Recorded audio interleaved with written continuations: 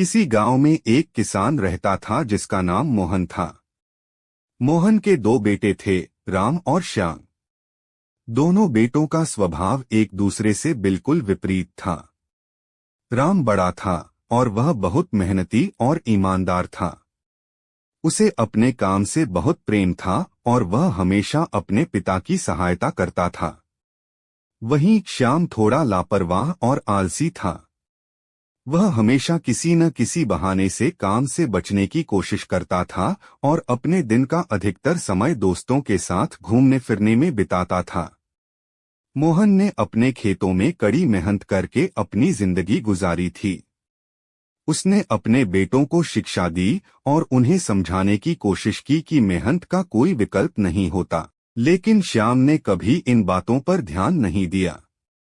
उसे लगता था कि किस्मत ही सब कुछ है और मेहनत करने की कोई जरूरत नहीं है। उसका मानना था कि भाग्य ने जो लिखा है वही होगा। एक दिन मोहन ने अपने दोनों बेटों को अपने पास बुलाया।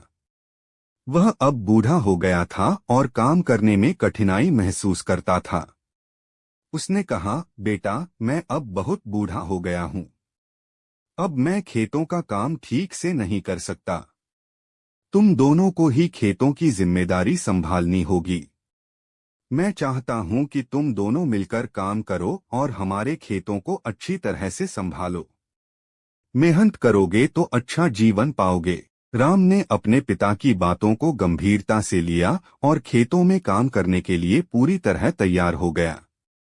लेकिन श्याम को यह काम बोझ जैसा लग रहा था। उसने सोचा, क्यों मेहनत करूं, जब मेरी किस्मत में जो होगा वही मिलेगा। मैं यूं ही मजे करूंगा और सब कुछ अपने आप हो जाएगा। मोहन ने दोनों को खेतों का बंटवारा कर दिया। राम ने अपने हिस्से के खेत को अच्छे से जोता, बीज बोए और पौधों की देखभाल की। वह रोज सूरज उगने से पहले उठता और खेत में मेहनत करता। वह फसल की हर जरूरत को ध्यान में रखता था।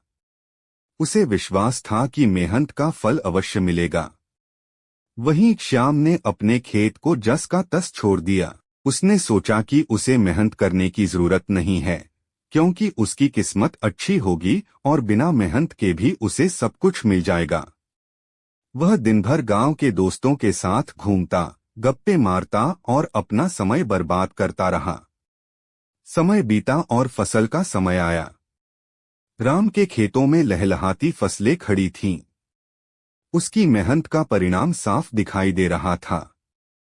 फसलें इतनी अच्छी थीं कि सारे गांव में उसकी तारीफ हो रही थी। गांव के लोग राम की मेहनत और ईमानदारी को देखकर प्रेरित हो रहे थे। वहीं श्याम के खेतों में कुछ भी नहीं उगा। उसकी जमीन बंजर हो चुकी थी क्योंकि उसने ना तो खेत की देखभाल की, ना ही समय पर बीज बोए। उसके पास कुछ भी नहीं था। अब उसे अपनी गलती का एहसास हुआ, लेकिन तब तक बहुत देर हो चुकी थी। श्याम को बहुत पछतावा हुआ, लेकिन किस्मत के सहारे उसने अपने जीवन को बर्बाद कर लिया था। राम ने अपनी मेहनत से इतनी अच्छी फसल उगाई थी कि उसे अच्छे दाम मिले। उसने अपने पिता को गर्व महसूस कराया और अपनी कमाई से घर की मरम्मत करवाई। उसने अपने परिवार को बेहतर जीवन देने की कोशिश की और अपने पिता की इच्छा पूरी की। श्याम के पास अब कोई विकल्प नहीं बचा था। वह राम से मदद मांगने गया। उसने अपने भाई से कहा, भैया, मैंने बहुत बड़ी गलती की है। मैंने सोचा था कि मेहनत की कोई जरूरत नहीं है और सब कुछ किस्मत पर छोड़ दिया था। लेकिन अब मैं समझ गया हूं कि बिना मेहनत के कुछ भी हासिल नहीं होता। क्या आप मेरी मदद कर सकते हैं? राम ने अपने भाई की बातों को ध्यान से सुना। वह जानता था कि श्याम ने गलती की थी, लेकिन वह उसे माफ करने के लिए तैयार था। उसने कहा, भाई, कोई भी इंसान गलती कर सकता है।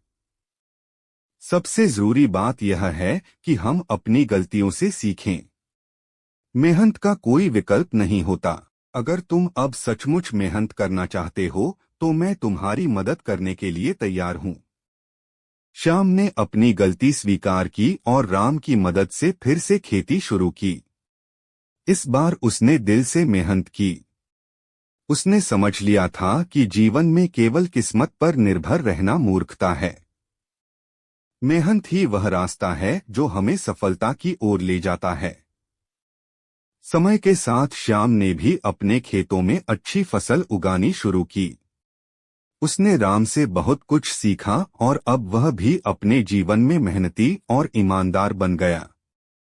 उसने यह समझ लिया था कि भाग्य केवल उन लोगों का साथ देता है जो अपनी मेहनत से उसे संवारने की कोशिश करते हैं। कुछ सालों बाद मोहन ने अपने दोनों बेटों को बुलाया और कहा, मैं तुम दोनों पर गर्व महसूस करता हूँ।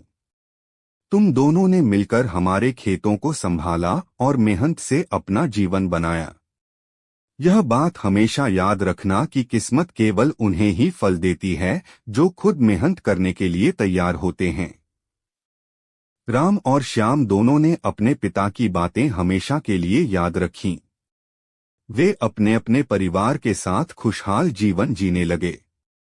गांव में राम और श्याम की जोड़ी मशहूर हो गई और लोग उनकी मेहनत और एकता की मिसालें देने लगे। इस कहानी से हमें यह सीख मिलती है कि मेहनत और लगन का कोई विकल्प नहीं होता। किस्मत उन्हीं का साथ देती है जो खुद अपनी मेहनत से अपनी तकदीर लिखने का साहस रखते हैं।